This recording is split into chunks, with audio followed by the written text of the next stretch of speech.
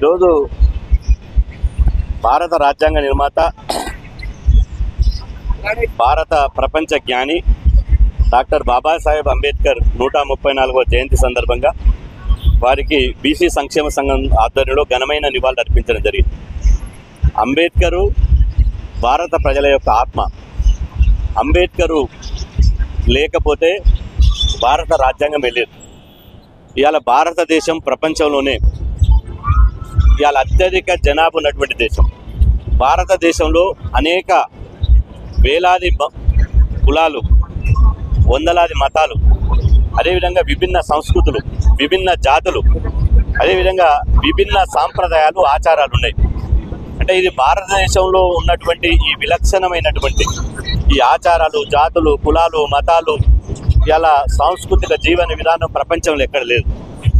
అయినప్పటికీ కూడా భారతదేశం ఐక్యంగా ఉంటుందంటే అంబేద్కర్ గారు రాసినటువంటి రాజ్యాంగమే ఇలా ఈ భారతదేశం ఐక్యంగా ఉండడానికి ప్రతి మనిషి, ఒక సామాన్య మానవుడైనా లేదా కోటీశ్వరుడైనా సమాన హక్కులు పొందుతున్నారంటే ఇది అంబేద్కర్ గారు రాసినటువంటి రాజ్యాంగ పుణ్యఫలమే. వారు ప్రపంచ జ్ఞానాన్ని ఒడిసిపట్టి వారు ఇవాళ ప్రపంచంలో ఎక్కడ లేని విధంగా ప్రపంచ దేశాలంతా తిరిగి ఎవరు రాయనటువంటి రాజ్యాంగాన్ని ఇవాళ గొప్పగా మనకు అందించిండు. అట్లాంటి మహనీయుని జన్మదినం ఇవాళ బడుగులకు ఒక పండుగ దినం. కాబట్టి అంబేద్కర్ రాసినటువంటి చాలామంది దండేసి దండం పెట్టిపోతున్నారు. అంబేద్కర్ గారికి దండేసి దండం పెడితే వారికి నిజంగా నివాళులు అర్పించినట్టు కాదు. అంబేద్కర్ గారు రాజ్యాంగ పీఠికలో మొదటి పేజీలోనే చెప్పాడు, ఈ దేశంలో సామాజిక సమానత్వం, రాజకీయ సమానత్వం, ఆర్థిక సమానత్వం రావాలి. కాబట్టి రాజకీయ సమానత్వం, ఆర్థిక సమానత్వం, సామాజిక సమానత్వం ఇవాళ 100% అమలు జరిగినప్పుడే అంబేద్కర్ గారు కలలుగన్నటువంటి రాజ్యం మన దగ్గరికి వస్తుంది. ఈరోజు నిన్నగాక మొన్న తమిళనాడు కేసులో సుప్రీంకోర్టు ఒక బ్రహ్మాండమైన తీర్పు ఇచ్చింది. ఈ దేశంలో సామాన్య మానవునికైనా ఒకే హక్కు ఉంటుంది, అది గవర్నర్ అయినా రాష్ట్రపతి అయినా ఒకే హక్కు ఉంటుంది. కాబట్టి ఈ సామాన్య మానవునికైనా, రాష్ట్రపతికైనా, గవర్నర్కైనా 3 నెలల్లోపే ఏ బిల్లునైనా దాన్ని పరిష్కరించాలి. ఆ బిల్లు ఏళ్ల తరబడి ఎస్సీ ఎస్టీ బీసీలు బిల్లులు పోయినప్పుడు కొంతమంది గవర్నర్లు, రాష్ట్రపతులు ఏళ్ల తరబడి పెండింగ్ పెట్టుకుంటున్నారు. కాబట్టి ఇది కుదరదు.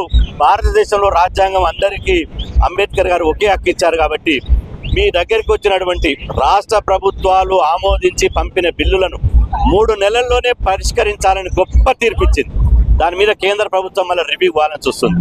అయ్యా, మీరు అంబేద్కర్ గారి మీద నిన్ననే బీజేపీ పెద్దలు దేశవ్యాప్తంగా అంబేద్కర్ విగ్రహాలకు పాలాభిషేకం చేశారు.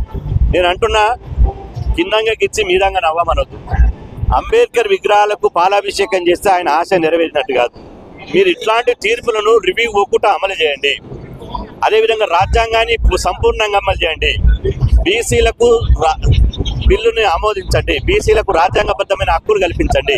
అప్పుడే మీరు 1000 సార్లు పాలాభిషేకం చేసినట్టు లెక్క తప్ప మీరు పాలాభిషేకాలు చేసి అంబేద్కర్ యొక్క ఆశయాన్ని తూట్టు పడిస్తే బీసీ, ఎస్సీ, ఎస్టీ, మైనార్టీ సమాజం ఎప్పటికీ నమ్మదు. కాబట్టి అంబేద్కర్ గారి ఆశయాలు నెరవేరాలంటే భారతదేశంలో 100% అంబేద్కర్ యొక్క రాజ్యాంగాన్ని ఇంప్లిమెంట్ చేయవలసిందే. అందరికీ సామాజిక సమానత్వం, రాజకీయ సమానత్వం, ఆర్థిక సమానత్వం సమానంగా దక్కాల్సిందే. అప్పుడే అంబేద్కర్ గారికి భారతదేశ ప్రజలు ఇచ్చేటువంటి నిజమైన నివాళి అని చెప్పి సందర్భంగా తెలియజేస్తున్నారు.